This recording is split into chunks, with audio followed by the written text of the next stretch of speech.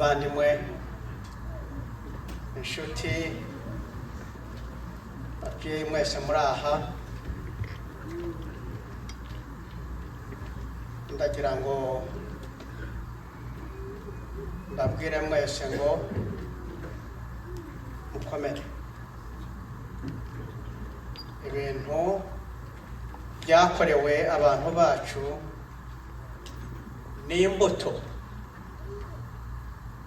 ni imbuto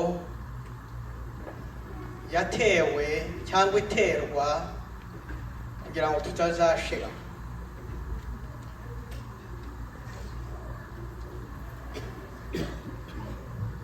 Ndashaka kugira ngo nshimire abayobozi bateguye iyi gahunda. Iki gikorwa ni igikorwa cyiza. Abazungu baca umugani ngo niba kitaranditswe ntabwo kigeze kiba. Murimo murandika, muri umwanditsi w'ibitabo, murimo murandika izi testimony zo mwumvishije ababyeyi baza aha ngaha bakavuga, barandika. Iyi filmu mureba ni igikorwa cyanditswe, ntawe uzavuga ngo ntibyabaye. Ariko nkaba ngira ngo mbashishikarize no kwandika ibitabo. Mbabwiye ko ndi umwanditsi w'ibitabo. Nicaye hariya narebaga ibitabo byinshi, nabonaga ibitabo byinshi. Iki gikorwa cyakorewe abantu bacu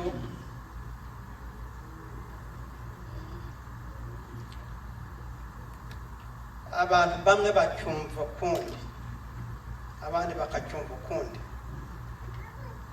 Rero uko uyu nguyu acyumva ni igitabo, uko uyu nguyu acyumva ni igitabo, uko uyu nguyu nawe acyumva ni igitabo. Ibyo bitabo bikenewe ko kwandikwa. Ndabatera inkunga, ndabafasha kubyandika, ariko tuzafatanya nabo twandike ibi bitabo bishyirwe ku isoko, bigurishwe, ndetse na organization itegura iki gikorwa ibashe kuba yabikoresha gukora fundraising mu buryo bwo gushyigikira iki gikorwa, aya mateka ngo atazazima.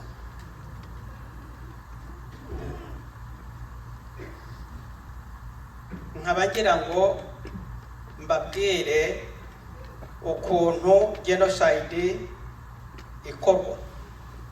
Ntabwo ari ikintu gitungura abantu. Bari abasirikare ba Parmehutu baje muri Gatumba kwica, ntabwo ari ikintu cyabatunguye ngo babone bari aho ngaho ngo batangire kurasa. Oya, baragiteguye, bagura amasasu, baragitegura, baritoza, bagura lisansi yo kuzatwika ziriya ari amahema n'abantu barimo.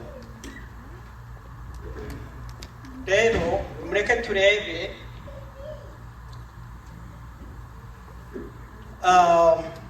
mwana wa computer watufasha tukareba kuri slide ikurikiraho. Nabibwiye nitwa Professor Kananga, no mwarimu wa kaminuza, nkaba n'umwanditsi. Ntabwo tubatwereka hano bigaragara, mwabigaragaza hano.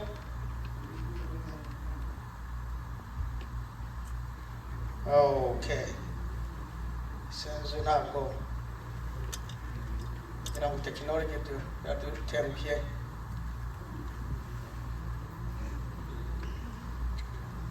navukiye mu mahanga, ni umunyarwanda ariko navukiye mu mahanga, ariko mu mahanga aho navukiye naho byari bimeze nk'uko twaratotezwaga twitwa abanyarwanda. Navukiye muri aho ngaho navukiye, nari nzi ko ari iwacu, ariko abagabo barabatwibutsa yuko turi abanyarwanda kandi ko tugomba gusubira iyo twavuye.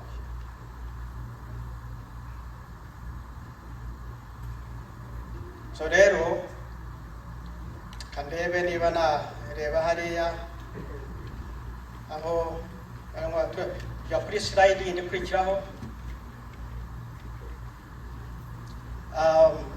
Nagira ngo mbabwire ko magambo magufi University y'Abanyamerika nkorana nayo nagiye mu matwi yabo ndahakwa. Twigishije guhaka ariko ntabwo twigeze twigisha guhakwa.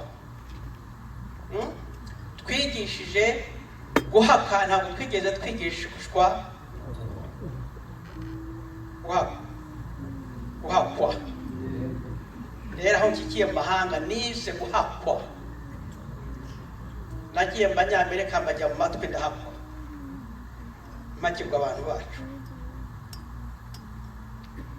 Dufite abantu b'abahanga muri mwebwe, mufite amashuri menshi, mwarayabujijwe kubera kwa gutotezwa. Ndahakwa ndavuga nti dufite abantu b'abahanga. Wamwigisha kubaka inzu nk'iyi akayubaka neza, wamwigisha guteka ibyo kurya muri restaurant akabiteka neza. Mwanyemerera iyi university tukayizana mu bantu bacu muri Canada, binashobotse tukabigisha mu rurimi rwabo. Barandeba, barongera barandeba, bampamagara mu nama, turicara, bavuye aho ngaho baremera. University turayandikisha muri leta yaho, tubona license twemerera gukora, amasomo turayategura. Barambwira bati nubona abanyeshuri bareze 20 no kuzamuka, ukabona n'abarimu nibura 2 bakwigisha mu rurimi rwabo bantu, tuzabemerera icyo gikorwa mu gikore. Nabizi muri mwebwe harimo abizi, abarimu 2 ntabwo twababura.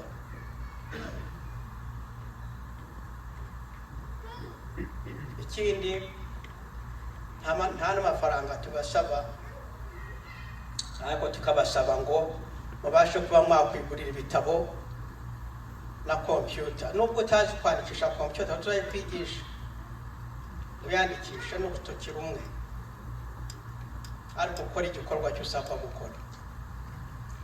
Tuzatangira twigisha imyuga, urangize ufite akazi. Si nka university zindi zo mubona aha ngaha ziguha igipapuro, bamara kukiguha bakakubwira ngo ugiye gupfa. Oya, rero katurebe genocide ukemeze. Jana kuri slide yindi. Genocide itangira n'ikintu cyo bita prejudice mu rurimi rw'Icyongereza. Prejudice ni ingengabitekerezo. Umuntu akakureba akavuga ngo yewe ndakuruta, yewe nkwiriye kubaho, wowe ntabwo ukwiriye kubaho. Izo bazita identifiers of genocide. Iyindi ni yitwa ethnocentrism.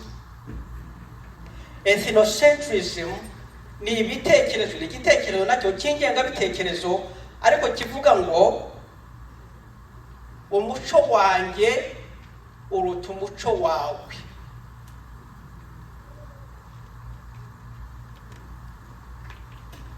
Niba ndi umubembe nawe ukwiriye kuvuga ikibembe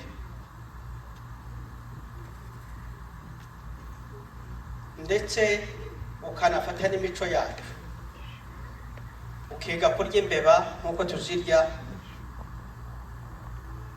ukiga gukora n'ibikorwa bindi by'ababembe. Rero ibyo bintu turabibona no muri ibi bihugu birahari.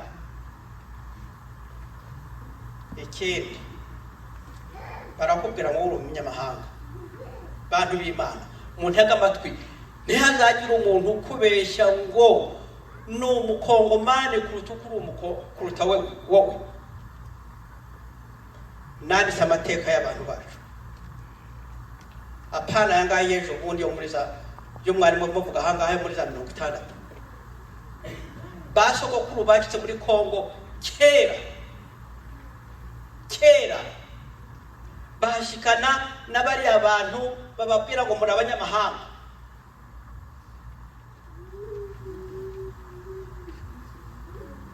Twarazanye iyo twavaga tuza n'inka zacu, bamwe ari abashumba abandi ari abantu baje guhakwa kuko twavaga neza, umuco wacu ugwa neza. Nta muntu duhohotera, nta muntu tugwa nabi kubera ugwa neza twari dufite. Baza badukurikira aho tugiye hose, aho duciye hose, mu mahanga aho twaturutse, gushyikaho mushyitse muri Kongo. N'uyu munsi turacyagenda aho tugiye tukajyana nabo. Mwumvishe bariya bo muri Gatumba bishe, twari kumwe nabo. Yego kubera iki? Kubera ko nta muntu tugwa nabi. Barahakitse bamaze kwashyika, tumaze kwashyika, ba politicians babingenga bitekerezo babajya mu matwi, barabwira ngo nimwebwe bene gusangwa butaka, bariya ni abanyamahanga, mbajya mwo mu bice.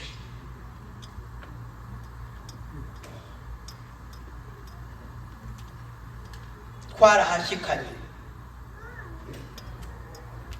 interahamwe zavuye mu Rwanda ejo bundi, ubu ziyita inkongomani cyane kuruta mwebwe. Mureke gushukwa, ariko ibyo tugomba kubyandika kugira ngo isi bimenye, n'abuzukuru bacu bazabimenye. Komeza muhungu. Gatumba iri mu Burundi, yateguwe n'umutwe w'abasirikare bitwa National Forces for Liberation. Baje guhindura izina National Forces for Liberation, ni izina ryo bihaye hanyuma, ariko mbere y'uko bitwaga National Liberation for Hutu. Kintu ngicyo.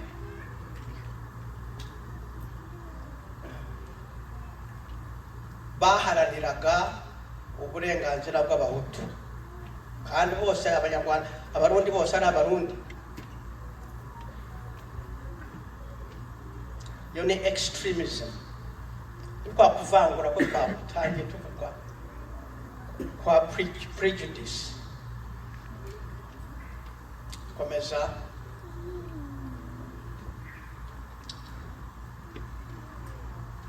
Muri iyo genocide nk'uko twumvishije, hishwa abantu 166, abandi 100 n'umurengo barakomereka. Abo ngabo bacitse ku icumu murababonye, murabumvishije. Ibi ngibi si ibintu byo duhanga, ni ibintu byabaye. Amafoto yabo marayabonye, abahiriye muri denti. Komeza.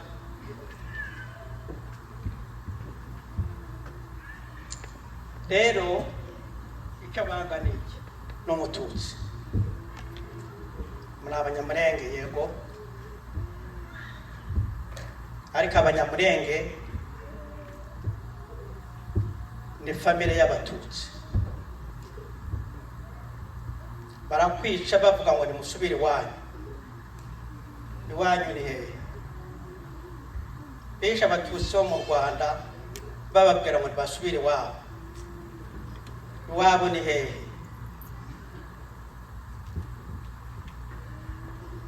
muri Uganda aho navukiye baratwicaga bavuga ngo dusubire iwacu mu Rwanda so abo mu Rwanda barakubwira ngo subire iwanyu abo muri Uganda bakakubwira ngo subira mu Rwanda abo mu Rwanda bakakubwira ngo subira iwanyu none se wacu ni hehe wacu ni muri Canada well wenda koko nibyo wacu ni muri Canada mwaje gutura ndashaka mbibutse ntabwo mwaje guhaha ntabwo muri abashyitsi aha ngaha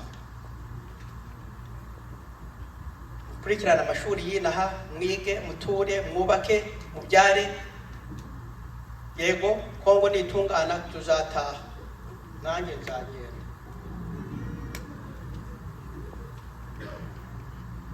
ngiye mu Rwanda nasanze nta muntu wita umututsi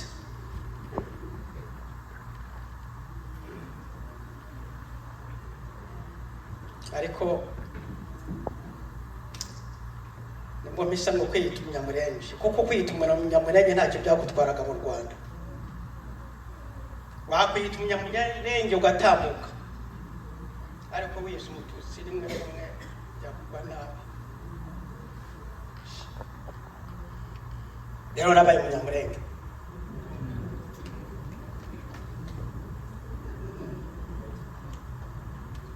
kwica ni kuvangura n'impinja barazica impinja barazica ye mama nzanire computer ntabwo tutabara hano n'impinja barazica nagiye hano mu Rwanda hariya mu Rwanda winanga njya mu Rwanda njya ahantu hitwa Murano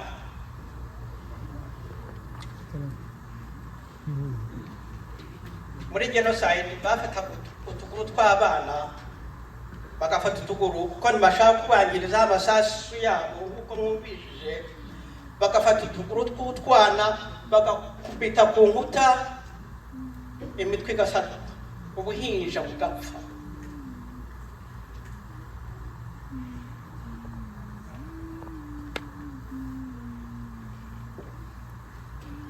uzaniriye computer mama uraka byara abana beza basa nawe yishyirira hamwe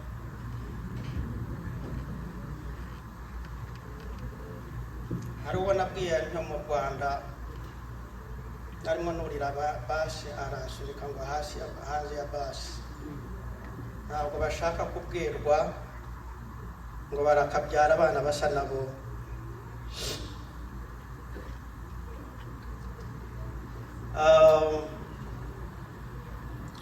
ndashaka mbibutse amagambo y'umugabo witwa Dr. Martin Luther King Jr. ni umugabo wahagurutse guharanira uburenganzira bwa bene wabo turaharanira uburenganzira bwa bene wacu yego turaharanira uburenganzira bwo kubaho kwacu yego Martin Luther King Jr. yarahagurutse arahavuga ashyika habirwamo reka natwe tuvuge niba dupfa tugire dute dupfe tubigwemo nyogokuru yajyaga avuga ngo wabuze umwana uvuga n'utavuga ntakabone ni umugani wacu Martin Luther King Jr. yaravuze ngo we must learn to live together as brothers or perish together as fools umubembe umufurero umunyamurenge umututsi n'ayandi moko yo muri Kongo bagomba kwiga kubana mu mahoro nibanga bose bararimbutse. Nico Dr. Martin Luther King Jr. yavuga. Naba bene gihugu hanga aho turi. Tugomba kumenya kwiga kubana nabo bakabana natwe. Igihugu si cyabo nabo baje arabimukira. Yarakomeje aravuga ngo we will remember not the words of our enemies but the silence of our friends. Ntabwo tuzibuka amagambo y'abanzi bacu ariko tuzibuka guceceka kw'inshuti zacu. Ubonye umuntu urengana ariko guceceka vuga niba ubiziro biziri.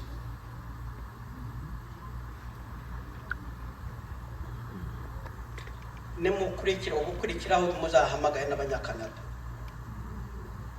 baje hano bamenye ibingibi na leta abayobozi banyu muratora ba members of parliament banyu batumire baje bamenye aya mateka babavuganire batuvuganire nako kavuga.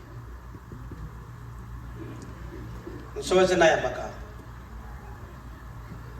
Dr. Martin Luther King Jr. yaravuze ngo injustice anywhere is a threat to justice everywhere. Akarengane ahantu hariho hose ni threat. Threat ni iki? Mumfashe. Threat ni iki?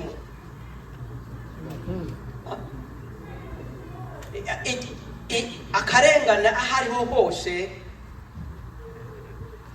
ni ikintu giteye ubwoba hose. Umunyamurenge urenganiye Gatumba ihohoterwa akarengane gakorewe ahantu hariho hose ni ihohoterwa rikoreye abantu bose. Ibyabereye Gatumba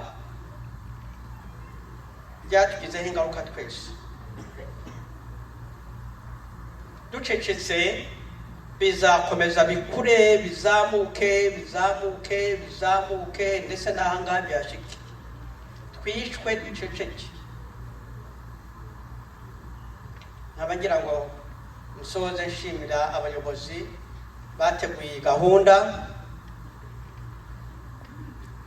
kandi mukomeze muyitegure twubake aya mateka ye kuzazima. Murakoze, Imana ikomeze ibagirire neza. Twibuke uko abanyarwanda bavuga, twibuke ariko twiyubaka mu mashuri, mu kazi, mu kuyobora ingo zacu neza. Biriya bintu by'abagore gutana n'abagabo nangaha babyeyi n'abakobwa n'abahungu ndetse mwisubireho ndabasaba. Murakoze, Imana ibagirire neza.